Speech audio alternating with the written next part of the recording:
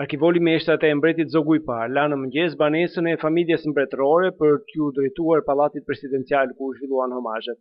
Për më së 2 orë, mijëra e qytetarë, thare, besnik të monarkisë, por dhe autoritetet më të larta të vendit zhvilluan homazhe në ndërim të një figure që mbizotroi për afër 2 dekada në skenën e historisë së vendit. Për kryeministrin Sali Berisha, Ahmet Zogu ka një kontribut të jashtëzakonshëm në vënien e themeleve të shtetit shqiptar, ndërsa duke u referuar polemikave rreth figurës së tij ju shpreh ata që studiojnë historikun e kombeve më të zhvilluara, gjejnë aty të njëjtën gjë, gjejnë njerëz që kanë bërë gabime, gjejnë njerëz me kontribute të mëdha. Pra në këtë kontekst, në qoftë se do të bënim një vlerësim në raport me rrethanat në të cilat mbretëroi, për pjekjet e tij nuk mund të konsiderohen ndryshe veçse mbi njerëzore për lirinë, dinjitetin dhe zhvillimin e shqiptarëve. Pas homazheve, një tjetër ceremoni u zhvillua pranë mauzoleumit të ngritur së fundmi aty ku më 1944 të udhëhodh në erë vendi i njohur si Varri Nënës Mbretëresh. Praneshtrave të mbretit Zog të rikthyer në Shqipëri pas 51 vitesh, presidentja e Kosovës Atifete Jajaga u shpreh se shoqëria shqiptare ka si detyrim të vlerësojë atë detaj që dhanë kontribut për kombin.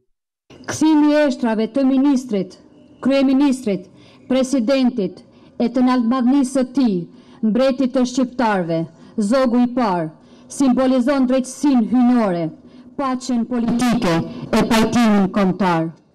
Në të njëjtën linjë dhe presidenti shqiptar Bujar Nishani, sipas të cilit vendi ishte në borxh me mbretin, figurë të cilit u anatemua nga regjimi komunist. Sot, në prag të 100 vjetorit të pavarësisë, është një gjest shumë fisnik, një detyrim historik, moral dhe patriotik yni, që eshtrat e mbretit Zog të prehen në vendin të cilit ai kushtoi vitet më të mira të jetës së tij. Dhe rivarrimi i tij pikërisht aty, ku shteti parti i diktatorit hodhi në erë varrin e nënës tij, Nanës Mbretëresh, është simbolika e Shqipërisë që nuk urren, por nderon, që nuk harron, por jep secilit atë që meriton.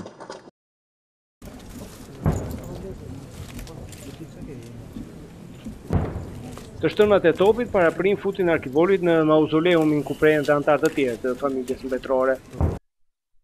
Përfaqësuesit e opozitës së majit nuk morën pjesë në ceremoni. Ata i kushtuan vëmendje për kujtimin të çlirimit të kryeqytetit më 17 nëntor 1944 nga pushtuesit në luftën e dytë botërore. Për Zërin e Amerikës, Armand Mero, Tiranë.